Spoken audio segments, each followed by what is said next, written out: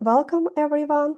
Today's topic is to call or not to call a recruiter actually, or a talent acquisition specialist. And Leo, thank you so much for being here today and helping us to figure out what is happening there.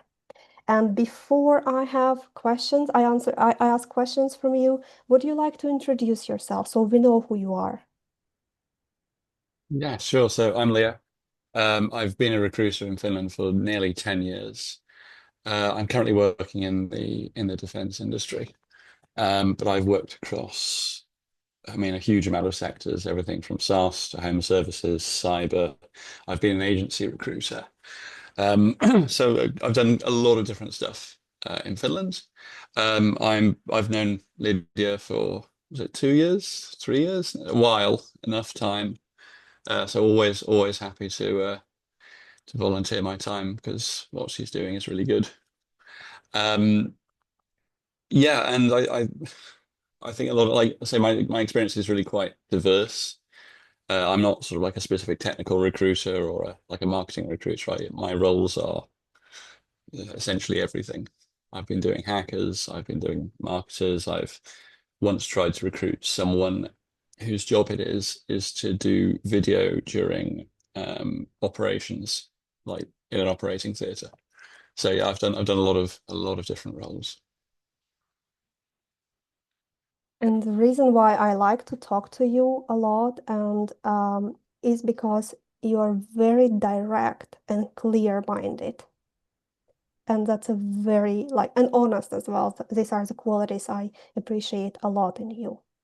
And to kickstart the topic today, the first question I have for you is when there is a job posted, let's say LinkedIn on LinkedIn jobs, why do companies include recruiters' details there? Sometimes a company will have a policy whereby, if they have a job that they have a rule whereby, the recruiter's contact details have to be there. I think for various roles, it is quite important. I think specifically with sales roles, I think they actually do sort of want to encourage people to maybe to try and reach out. But it's usually company specific. If a company has a policy, they'll do it. For example, at my current company, we don't. But I've worked at previous companies where they're really keen to let people know who's going to be managing the process. Um, let's talk about a scenario where a recruiter's contact details are there. Um, does it mean that an applicant should actually must call a recruiter to ask something? There's no hard requirement at all. So I think if a recruiter's contact details are there, it's a pretty good sign that they're open to being contacted about the job. It doesn't mean that you have to, though. And I think this is going to be one of the interesting topics of this talk, is that some recruiters really like it when applicants contact them before. They absolutely love it. Some don't like actively dislike it, and some like me, we're sort of in the middle. It's sort of if someone contacts me, fine. If they don't, it doesn't make a difference to the process. I'm not more or less likely to move to want to talk with someone if they've reached out. If but I think back to the original question, yeah, if the recruiter's got their contact details there, it's probably a good sign that it's okay to reach out to them if you have a question that hasn't been answered in the job description or something like that. And what is then a smart thing to ask if you call? So a smart thing to ask would be anything that's going to help you tailor your application to the job, but specifically stuff that isn't in the job description. Because if I recently opened up a role on Monday. We've had 250 applications to it already. Um, I've had personally had over 50 connection requests, 20, 30 messages to LinkedIn. And I think most of those messages have been things that are answered in the job description, like, hey, what's the salary range? What's the tech stack? All that sort of stuff. And so I think a smart thing to do here is to say is, when you if you reach out to recruiters to is to if you want to reach out to them, is to ask something that's not in the job description that is going to help you tailor your application. I think it's quite common for people to want to know more about the process, and that's absolutely fine. But that is a conversation that will be had or should be had in the interview. So like that's not going to help you give a better application. Can you think of one example when someone called and then you thought, okay, wow, this is really a good conversation. This what this person asked was really good. In my experience, no. I mean, I'm not saying this is true across all recruiters. This is specifically for me. Um, I've had people who've reached out and I've looked at their background and said, "Hey, your skills seem to be a fit. You know, let's get you into the process ASAP." But that's not because they called. That's because, I saw their profile, like I happened to come across it. Um, I know, for example, with some sales roles, especially BDR or SDR roles, so like the sort of business or sales development roles, the people who are doing all the cold calls, it's a good indicator if someone is actively reaching out because that's going to be your job. But it's not a sort of a usually like that's not the thing that's going to get you an interview. It's going to be the application that you submit and the skills that are available to be seen by the recruiter. Are you saying that there was not a single case in your career when someone called you and then you decided, okay, I will invite this person to an interview? I can't think of one. I mean, I've talked with thousands upon thousands of candidates. I mean, in some of my roles, I've dealt with over sort of 10,000 CVs. I've had a huge amount of people contact me, and I said I can't think of anything that stood out specifically based on like a call that I've had. Now, I've had instances where someone's applied, and I've reached out to them and said, "Hey, I saw this on your CV. Can you clarify?" And then I've had a call with them and we've clarified and I've said, actually, okay, this is super relevant. Let's do it. But that's where someone has already applied. I have their CV, I have their information, and I can make a decision, based on that. Um, it's a little bit a tricky thing I will ask you. Sure. Um, I will try to put it in words. So when people call and then they ask, like you said, you talk to thousands of people, and then they ask you the things that are already mentioned in a job Mm. description. How does it make you feel? It's pretty neutral. I mean, job description is a big old document, right? It's long. I'm not expecting people to have memorized stuff. And so usually if someone asks, hey, what's the pay range? Hey, what's the tech stack? I'll usually say, hey, as is written in the job description, it's this. And so it's a neutral thing for me. It's not sort of something that I'm gonna turn someone away because of. You're probably applying to a lot of different jobs. You've probably got a lot of other stuff going on in your life. Life is messy, and it might be that you didn't remember that specific thing in the job description. So it's not a positive or a negative. But it doesn't essentially what it's doing is it's slowing you down from applying. And for example, with this role that we opened up, 250 applications in 2 days, we've now closed it. And we're having people messaging us saying, oh, can I still apply? And we're having to say no. We already have a pipeline. We've got a group of people that we want to move forwards with now. And for example, like we're not even taking internal referrals for it anymore because we have so many really well qualified people. Can I ask about that, what you just Yeah. said? We are not even considering internal referrals Mm. because we have so many qualified people. There is a rumor going on in Finland that referrals are always prioritized for jobs, and what you are now saying is something else. When are referrals important in the process? It really depends on the company. I've worked in companies where they will guarantee an interview for an internal. If an employee of the company says, "Hey, I know this person, they're really good," one of my previous companies would guarantee that that person would at least talk to a recruiter. regardless of whether they were qualified. Other companies, they're they're no different. And so, for example, in my current work, basically the only difference the referral makes is that if they get hired, the person who referred them gets paid. It does not change the process. And I think that's actually becoming more common as the number of referrals increases. But it Well, is, I say it is, but it is company specific. mhm.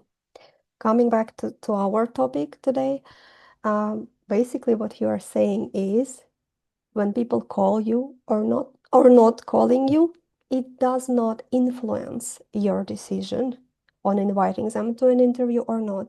Why everyone in Finland, like if someone is trying to get a job and listening to career coaches on or going to workshops, everyone will tell you you must call. Why is it happening? I think there's a few reasons. I think partly the job market in Finland is broken. Like it is just broken. There are not enough jobs, and that means there's a huge amount of applicants for, you know, for the very, the limited number of jobs. I think in America, it's very, very common. Like it's kind of expected in the US.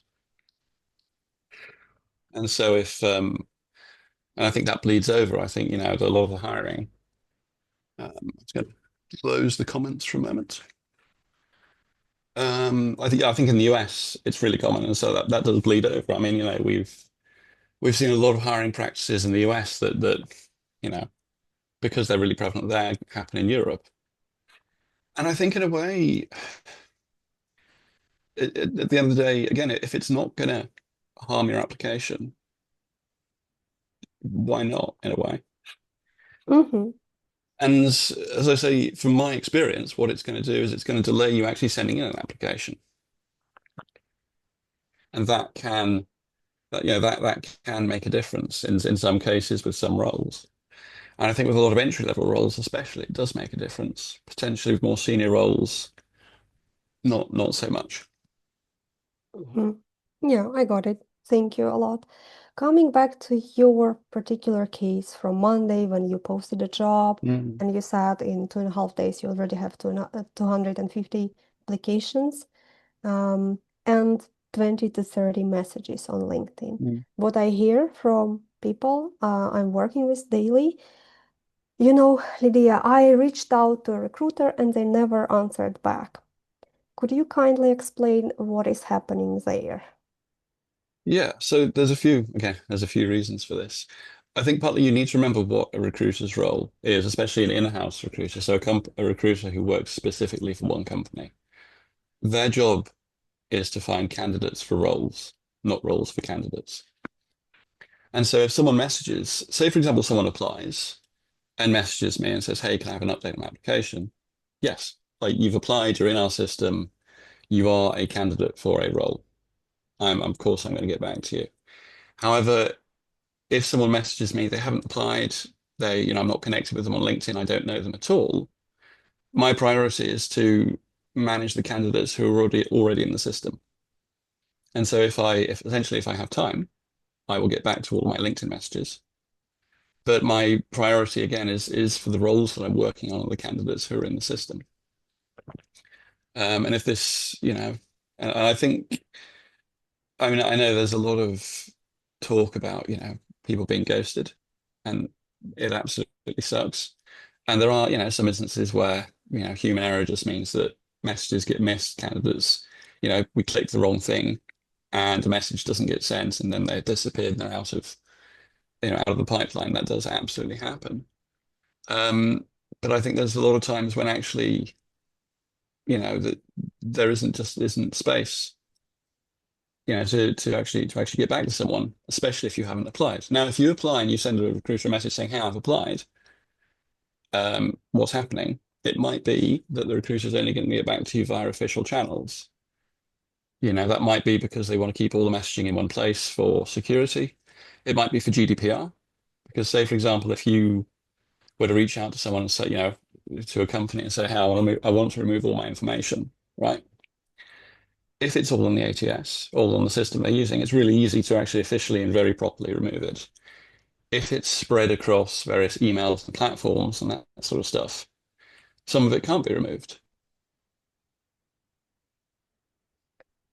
Yeah, that's very interesting, understandable as well. Um, I have like a few more things only in my mind now. First is there a difference when hiring managers' contact details are mentioned in a job description or a recruiter's? Yeah, you mentioned this like yesterday in a message to me. It's pretty uncommon that a hiring manager is going to put their contact details in a job description. Why? It's not unheard of. And it might be that actually they say, hey, this is the hiring manager. They won't put the contact details, but they'll give the name. For example, hey, in this role, you're going to be reporting to X person. And again, I think if that name is in there, you know who to reach out to. I think the important thing to remember though is that hiring managers are not recruiters. Their job, they usually have an entirely different job. They're not trained recruiters. They're not even trained in HR. And so, for example, with all of my roles, hiring managers are very clear. They say, look, your role is to essentially present me with candidates who you've talked to and you think are relevant for the role. They often don't have time to manage sort of candidates reaching out to them saying, hey, can I join the process for this role? Because they have, a whole other job. And so there have been stories of people who've had success in reaching out to hiring managers and getting a job. And it does happen sometimes. But I think the majority of the time, um, that's not how you're going to move forward quickly. Again, it might delay the process. You might reach out to a hiring manager, they don't have time to get back to you, um, and your message kind of gets stuck in sort of in the middle of nowhere. Whereas if you apply for the role, it's in the system, the recruiter can see it, and we can process it. I heard of an example from an applicant quite recently. They said they called a hiring manager for a job, and the hiring manager told them, what is your name again? I will write it down because I write down all the names who called me, and I go back to a recruiter and say, these people I want you to have a closer look at their profiles. Has it ever happened to you?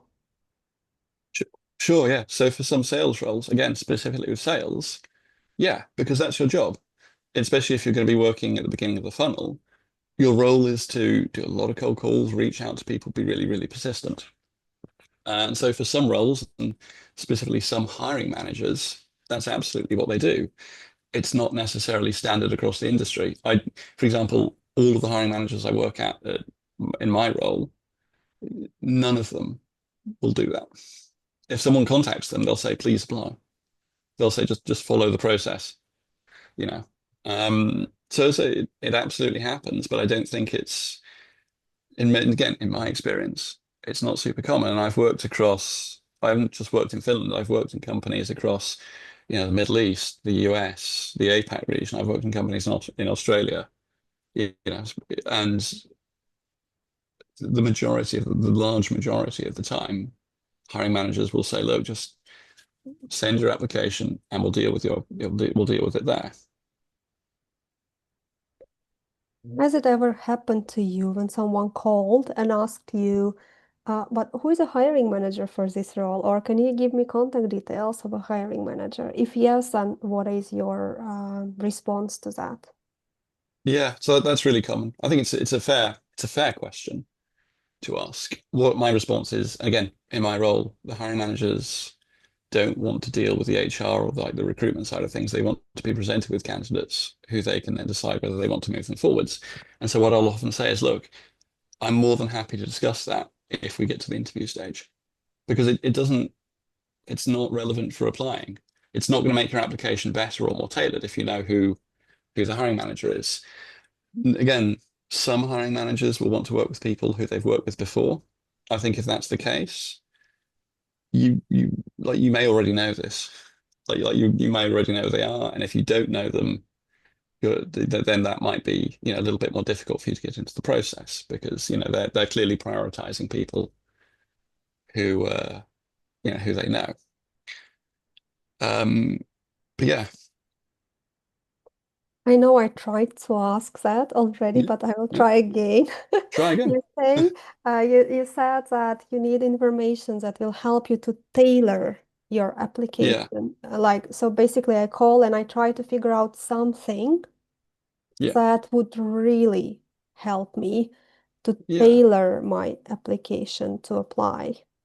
Uh, yeah, what is like I can imagine people listening to us will what is yeah. that I should know, for example. This is a really interesting question because, again, in my experience, I haven't really had anyone who's asked a question that has significantly changed their application. And that could be because the information they get they're not using. It could be that, the job description has got all the information in it. Let me just have a think. Because again, the interesting thing about this is that it is the very beginning of the process. And so the information you would need will affect kind of the information that you're putting on your CV, your cover letter, all that sort of stuff. Um, I guess, if someone wanted to know about the tech that's mentioned in the CV and how it's being used, that could potentially be relevant. I think the important thing here is though is that if that's not mentioned in the job description, it's probably not super important for the job itself. Because like basically, if we've mentioned the tech stack and see in the job description, that's what we're looking for. That's we need someone who knows that and will describe the level that someone needs to be at with that. If we haven't mentioned, say for example, like you're talking JavaScript and you're saying, hey, like actually we need someone who's done functional programming, we'll likely mention that in the job description. Now, if you were to call up and say, well, I've never done functional programming, can I still apply? We'll say, well, probably, yeah. It depends on the rest of your experience. We need to see your CV. And so that might help you because you might then apply and say, hey, I've done a bit of functional programming. I've done this. I really want to I want to learn. And this is the other stuff that I've done. And I think that explains why I'd be good at this. But even then, we can't really sort of help until we've actually seen the rest of your application and your CV. Because when someone, when we're looking at applications, we can't look at stuff that isn't there, right? And so, for example, if you don't put something on your CV or your cover letter, we can't assume that it's there, and we also can't assume it's not there, right? And so, a lot of the time when people call up, I say, "Hey, I've done functional programming." I'll say, "Okay, great, cool. You need you you need to apply." Now, this is quite different to when we do sourcing. So when we actually go out and find candidates, but that's us looking at people's profiles and saying, "Hey, I know this company does this style of programming, that sort of stuff. I assume that you do the same. Is that correct?" But it's kind of the other way around. When do you need to do sourcing? One last question from me. There are some roles that we have where the pool of people with the relevant skills is tiny. I have one role where there are maybe 50 people in the European Union who've actually done the stuff that I need for this role. These are highly specific skills, highly specific things they've worked with, not necessarily technical, but sometimes legal things. And those are not, and basically they are unlikely to see the job that we've posted. And so I will need to reach out to them and say, hey, we have this role. Would you be interested in talking? It's kind of, very much aligned with that. My personal, let's say, the way I do it is that if a hiring manager says, oh, we need to start sourcing, I'll say, actually, look, let's have a look at who applies first. Because if someone's applied and they've spent the time actually, writing an application and tailoring it and doing all that stuff, we should absolutely be talking to them because they're clearly really motivated. If after, for example, a week of having a job open, we're not seeing candidates with the skills that we need, then we will start sourcing and saying, hey, let's go out and find people who we think might have the skills and see if they would then be interested. And I say that's how I approach this. Other recruiters are very different, but that's how I approach it at least. Thank you. I have many, many more questions, but I Please. think we can keep on track and let people ask questions now. Let me see in the chat. Okay. For example, someone says that they have been in Finland for 15 years and they disagree what you are sharing. Can you please write what exactly you disagree with so we can have an honest discussion about it? You mentioned that you think that Finnish job market is broken. Can you Mm. expand on that and how internationals can overcome that? Yeah, so when I say it's broken, there are too few jobs from too many people who need a job.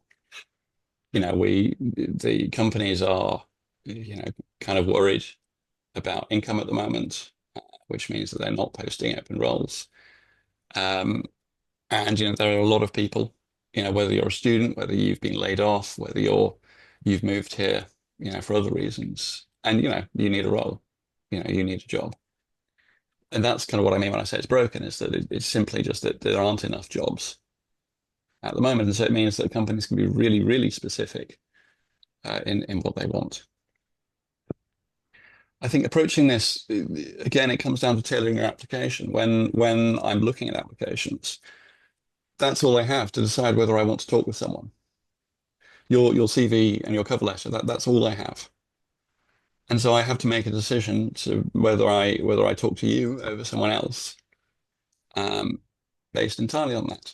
And so I think if you can tailor it and you can say, hey, the job description says this, I've done this, or I've done something right next to it, that's really useful because I can go, okay, great, cool. You've clearly done this role. Let's talk to you about it. Because I think, as I mentioned before, my role as a recruiter is to essentially present the hiring manager with a list of candidates who I've talked with, and I say, hey, their skills seem to be right. Their salary request is within our range. Their notice period is going to make sense for the role. They meet all of the requirements in the job description, right? And so, if my role is to do that, I need as much of that information as possible to decide whether essentially it's worth the hiring manager's time to talk with someone. And so the more information specific to the job that you can give me, the easier it is for me to say, yes, makes sense for me to talk to you, and then it makes sense for me to put you in front of the hiring manager. Thank you. It's a very good answer. Basically, what I see also happening a lot, people apply everywhere, even if they like can do half of the job only. So maybe better to check what you can really do and spend time explaining how you can do what a company wants you. Okay. As an engineering student, do you think it makes sense to call when you apply for a job which aligns with your field of study? I'm asking because engineering students are multi-skilled but might not have work experience or work in the field but have the specific skills required. I mean, I think it makes sense, again, if there's something that you don't know that you need to know for the application. Is there something in the job description that doesn't make sense to you? Yeah, you can reach out. It might be that they've written something and you're also like, well, I don't understand how they understand that. So, for example, on some of my roles, we require like experience marketing to governments, right? That's it can be a bit of a fuzzy definition, like what's a government? And so we've had people who said, well, I've been working, for example, in this local, my local municipality. Now that is technically I do marketing for governments, right? And we say, okay, that's cool. What we mean by this is actually going to, for example, like ministries of defense, like national ministries of defense, that sort of thing. And then in a way, that would be a good thing to clarify. Um, because it might mean that actually that this role is not for you, and it might be you can say, actually, I've also done that. I didn't realize that's what you meant. Specifically with engineering students, again, I think if a company isn't mentioning the tech stack or the technology that they're using, either it's not particularly relevant for the application because they're kind of flexible, or they're happy for you to have used other stuff, or I think it says a little bit about the company that they're just not bringing it up. So you could absolutely reach out. And again, if it's not in the job description, you could say, "Hey, what's the tech stack?" And it might be the recruiter says, "Actually, you know, it doesn't actually matter what you've worked with. If you, for example, if you've worked with one framework and we're using another, they're probably pretty similar. Like you can probably learn if you have experience. So in a way, you could reach out and ask that, as long as it's not explained in the job description. I keep spotting job ads with the hiring manager's number and a call between 2 to 4 p.m. Day after tomorrow's note. But here is a dilemma. Do I call first and risk being late to apply, or apply first and miss the chance to make a strong first impression? I think the important thing to understand here would be whether it actually is the hiring manager or the recruiter. So as a quick clarification, the recruiter is not the decision maker in like 99% of recruitment processes. If we're recruiting for a recruiter, sure, they might be. But usually the hiring manager is the team lead of the team that you're going to be joining, or the department VP or someone like that. And so I think it's important. I mean, if it says, "Hey, this is the hiring manager," then yeah, absolutely. But if it's not specifically said, I would actually assume that it's probably the recruiter. If it's not specifically said. Now, maybe you go onto LinkedIn and find out that actually they are the team lead. Great, you have the hiring manager's contact. I think whether you should call or apply first, again, it depends on, is the question you're going to ask going to make your application that much better? Is it going to sort of affect it at all? Or is it sort of, are you calling so that you've had a conversation with them? Because if it's not going to affect it, I'd apply first and then give them a call. But if there's a piece of information that you feel that you're missing, which means you can't apply before that, then yeah, call first and then apply. It's all about, do I understand everything here? Everything is clean and clear and enough for me to apply, or am I confused about some points and it's better way to call, right? Yeah, I think so. Yeah, if Hmm. I understand you right. Yeah.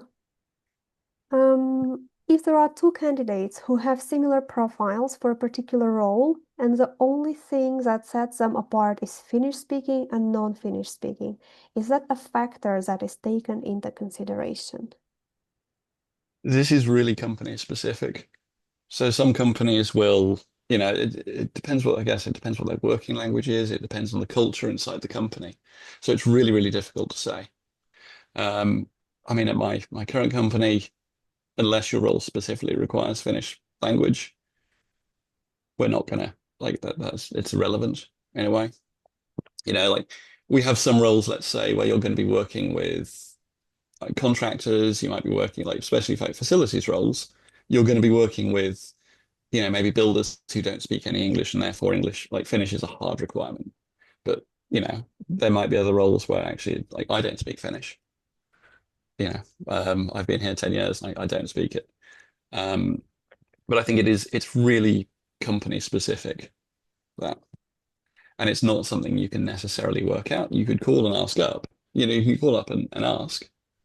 The recruiter will reach out and say, "Hey, is like, if I don't speak Finnish, is this a blocker?" Um, but it's really hard to say, um, with any sort of certainty, just based on that information alone. So role specific, not even company specific, but role specific within a company, right? Well, role and company specific. And I mean, company. say for example, if you're working in sales, selling to companies in Finland, it might be a hard requirement, especially if you're in maybe one of the more traditional industries. Yeah, it might be. It might be that, for a specific role, it doesn't require it, but Finnish is used a lot in the company. You know, when I worked at a home services company, for example, the company language was Finnish until I joined, and then they had to start speaking English. And actually, that's when we started realizing that actually Finnish is not a hard requirement for a lot of roles. But there are other companies where I worked at where like because the people you're going to be working with only speak Finnish, you can't do the job without it. But it's not something you can work out. I mean, so yeah, you could reach out to a recruiter and just say, hey, is this a hard requirement, or is it sort of like a nice to have? From what I hear, there are many companies using ATS quite heavily to filter CVs. Is 100, 200 plus CVs, is the ATS reliable, or is it still better to apply among the first 50 applicants? My favorite question for you, Leo. So quick clarification here. ATS is an applicant tracking system. Basically, every company who's doing recruitment will use an applicant tracking system. So is the ATS reliable? Probably. Just super specifically.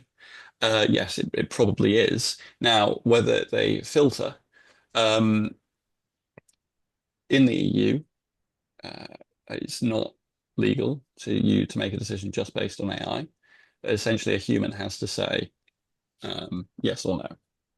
Now, ATSs will try and help recruiters by ranking candidates. In my experience, they're really not very reliable at this.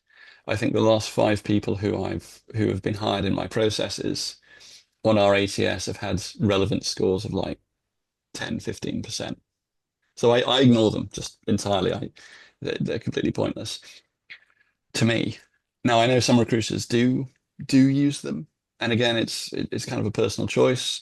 But if someone is making a decision specifically based on that, I think that says quite a bit about the company. Rather than, I think that says a lot more about the company. And maybe if that's how they're doing it, that's kind of what you're up against. Like with the 200 applications that I went through, I just spent an entire day going through them. I sat down at 10. I think I finished at about 3. I read through every single one of them. I shortlisted the people who I thought were relevant, and then we rejected the rest. Thank you for explaining that because I was just about to ask you, how can you go through 200 applications? It's impossible. So it's an ATS that rejects people. That's what I hear from Whoa, whoa, whoa, no, no, you. no, no. It's a person that rejects people. Just Mhm. we use knockout questions on ATSs. So sometimes at the bottom it might say, for example, are you living in Finland? That sort of thing. And if you click no, you might get an automatic rejection. That's not the ATS doing it though. That's the recruiter saying, hey, this is kind of a requirement that we can't even consider your profile if you said no to this. So it's not the ATS rejecting you. That is a human making a decision to do that.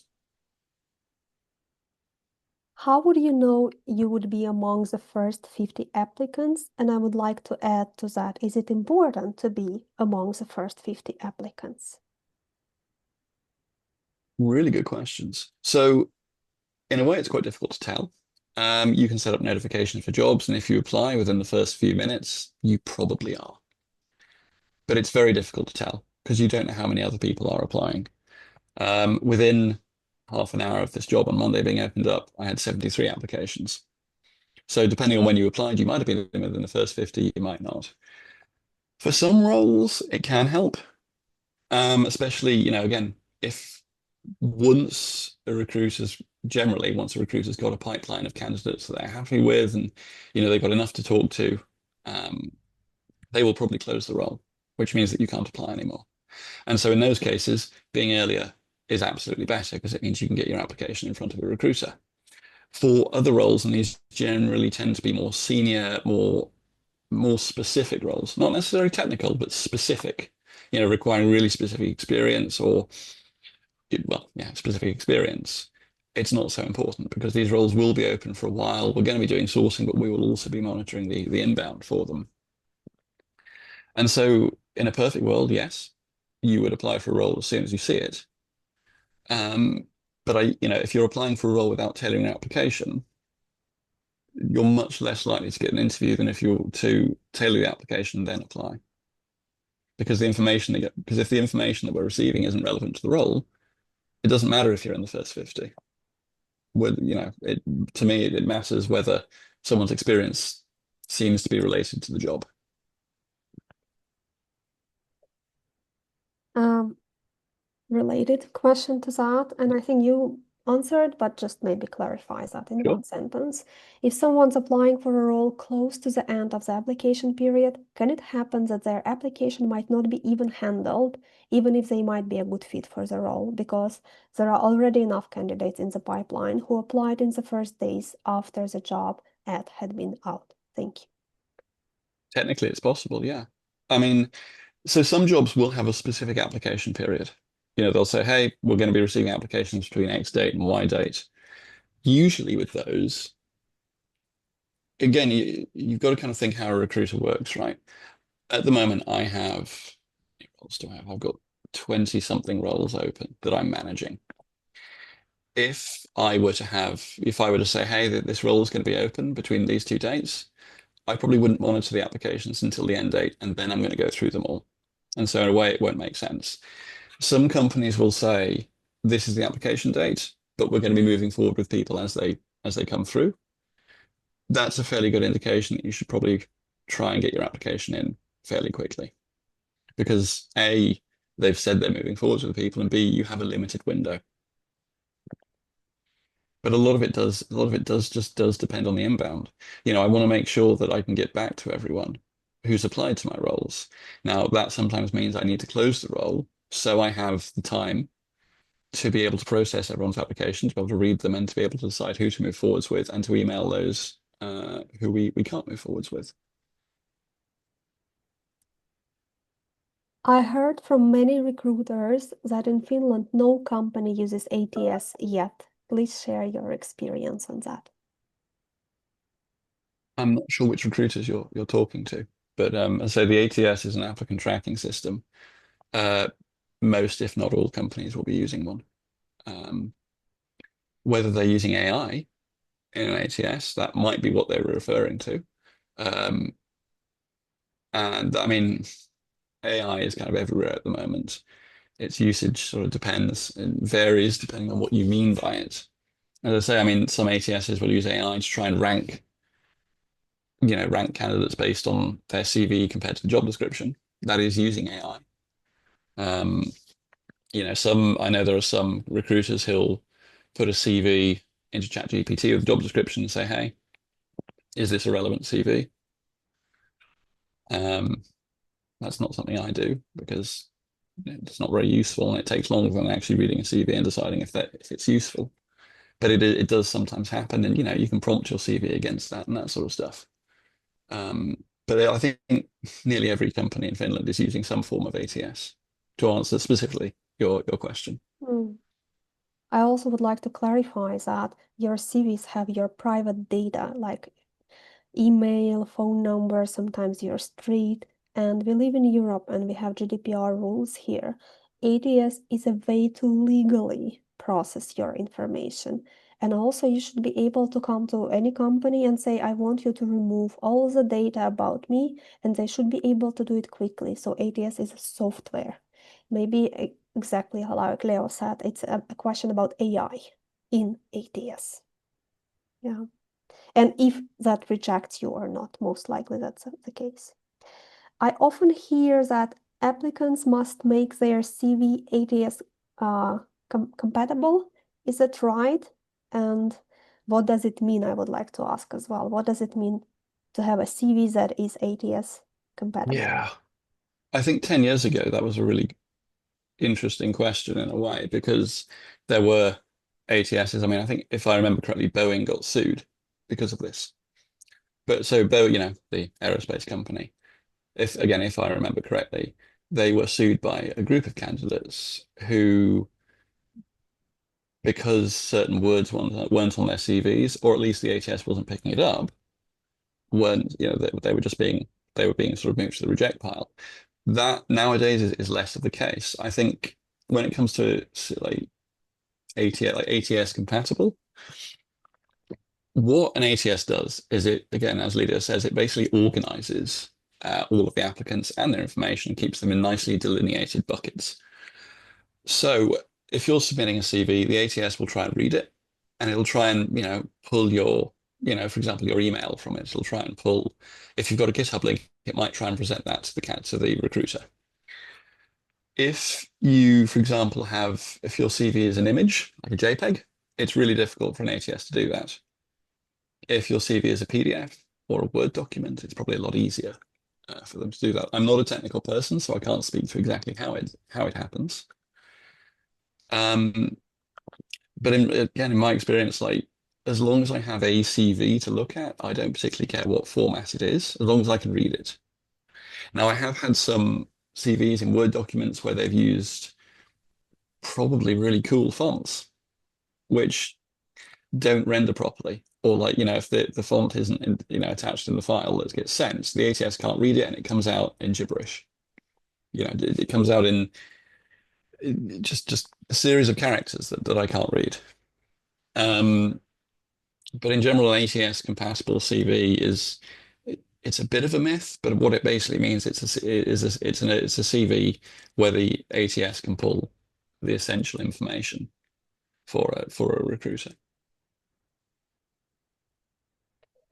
A next question, I'm not sure I understand, but maybe you will, Leo, understand. If job profile is matching with someone profile, I read as it is, they will consider the match or recruiter will filter out based on visa sponsorship as per current job market scenario. I Uh, get that.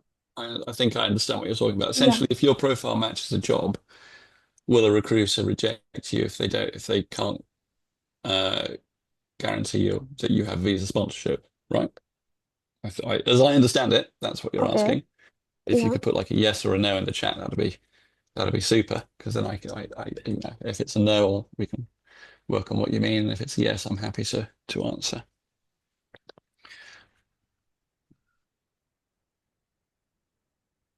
no answer yet. No worries. Let's Let's assume cover this topic because let's it's assume so popular. yeah.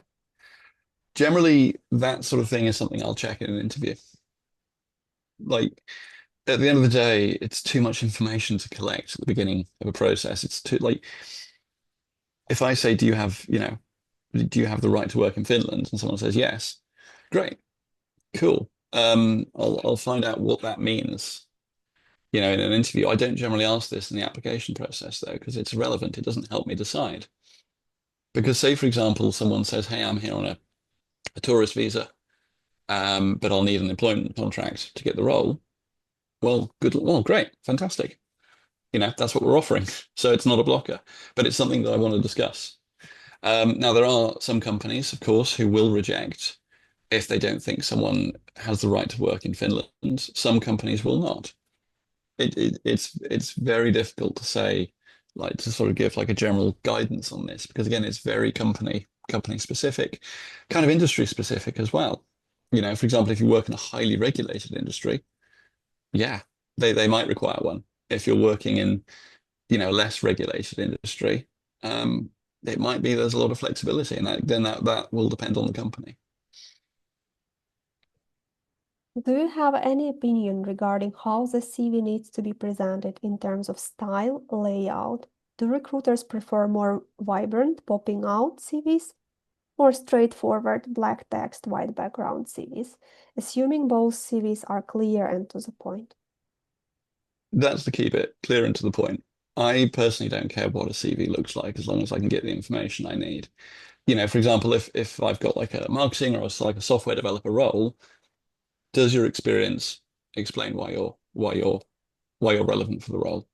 I don't particularly care if that's in black and white, if it's multicolored, as long as I can read it. And I've read tens of thousands of CVs in the past few years, genuinely, because we get, I've worked in an agency, I've worked across a lot of different industries. The amount of CVs I've seen is quite shockingly high. Um, and especially when you get quite senior at this, you get quite good at working out on a CV where the information that you need is. And so as long as it's presented, I don't particularly mind. Now, some recruiters do. Some recruiters will want a one page. Some recruiters want, other things. Personally, I don't care. I just want to see the information. Like if you just write a Word document and say, hey, I've got this experience, this experience, this experience, this experience, and here's how it's relevant, amazing. Because I can look at that and I can say, okay, cool. Your experience is relevant for the role. Let's jump on a call to learn more. From a recruiter's point of view, how are university students perceived in the job application process? Do you see them as fairly competent candidates? Is applicant student status affecting the recruitment decision making? I think this very specifically depends on the experience required for the role. So if the role requires, 5 to 10 years experience, right? Or, we need someone who, for example, has not even years of experience, but has done specific things with certain technologies. The question becomes, have you done that? And it doesn't matter if you're a university student or a really senior person in your position. It becomes, have you actually done what this role needs? Um, I think one of the difficulties there is that like job titles mean a lot of different things to a lot of different people. And so a senior to one person, one company can be very different to a senior to another, and it makes it quite confusing when you're applying for new roles. Um, but I say it comes down to kind of what you've actually done and what your experience is, not whether you're a university student or not. I mean, for example, I have, there are developers who've been doing really cool things for 20 years who are doing a master's degree. They are a university student. They also have 20 years experience. And again, it comes down to what they've actually been doing. For junior positions, have you gotten instructions from hiring managers that you cannot put in job ads? Good question. So basically, they told you something that you are not allowed to put. For example, the position is only for young people in their 20s, Hmm. fresh graduates. Yeah, I've had hiring managers who said this is illegal. There's a lot of protected characteristics. And this is like, in my experience, this is a conversation that I'll actually bring like one of our people team into the talk with the hiring manager about, because this would be really, really problematic. It's not common. I think it's happened once at a previous company. And I brought in the HR team, said, hey, just FYI, this has been said. This is not okay. I need you to clarify what the rules are for everyone involved. Now, there are some things that we don't put on job ads because there's no like useful way to say it, for example. So say, for example, with a developer, I just keep coming back to developer roles because I've worked with them quite a lot, or marketing roles, right? Say, for example, we say we want someone who's used to working quite a fast pace, used to stuff breaking, right? Who's used to things changing, pivoting really, really quickly, who's used to a lot of uncertainty, right? We can't really put that in a job ad because it doesn't mean anything. It doesn't, it's not going to help you actually apply. And so what sometimes happens is that in the interview, this is what we'll bring up. And so there are things that the hiring manager will say to me, and I'll say, okay, cool, that's fine. We're not putting that in a job ad. This is something I will test and you will test in the screenings. Do you prefer CV with pictures or without? The picture adds no value to me. It's not a good thing, it's not a bad thing. Essentially, it's space that could be used elsewhere. But if at the end of the day, you need to be confident in the CV that you're putting out there, right? You need to feel confident and you need to feel happy with it. And if you feel more confident having your face or a picture on there, you do you. Um, I think I've had CVs where a picture has taken up like a quarter of the page and there hasn't been space for the relevant information. And I think that might be a situation where you might say, hey, maybe I reduce the picture or get rid of it so that I can get the information that's relevant to the job in there. But for me, it's not a positive or a negative. It doesn't affect my decision at all. Um, you know, yeah. I also heard that from someone that they said, I don't even check names. I do not focus on names. I just open a CV and immediately dive into details. It's fair. Yeah, I agree. Personally, I don't care about what your name is. Doesn't doesn't make a difference to whether you can do the job, right? Um, No, I mean, I usually, when I'm looking at a CV, I scroll down anyway to get as much of the actual relevant information as possible. And that usually means at the top of the CV with the picture, the name, the contact details. I'm not even looking at them when I'm looking at a CV because it's not relevant to whether I move this person forward or not. Even if they have an Indian phone number and location is Pune. No, I mean, again, what's on the CV? Like, if the job, for example, requires someone to already be in Finland, and someone were to say that their location is not in Finland, then yeah, that would be a blocker. But that's something that I'll check after I've seen if their experience is relevant, because it could be that you say, hey, I'm currently based here, but I'm moving in a week. I'll be in Finland in a week, right? So by the time you actually want to talk to me, I'm in Finland, I meet the requirements. And the question then becomes, does their experience match? Wow, 1 hour went by. Was it intense for you, Leo? No, it's just questions. Questions. Just questions. Yeah. Um, okay, one last question if you can answer it in just one line. Current job market, specifically tech, is very tight. Are entry-level jobs, mid-level jobs will be given to overqualified candidates? Really depends on the hiring manager. It, that's the one-liner. As a quick explanation, it depends what the hiring manager wants to do with the job. For example, if you have an internship, that should be about learning. And so if someone has been doing the job for 10 years and is applying because they need a role, they're not going to get what the hiring manager needs out of a role. There's nothing to teach them, right?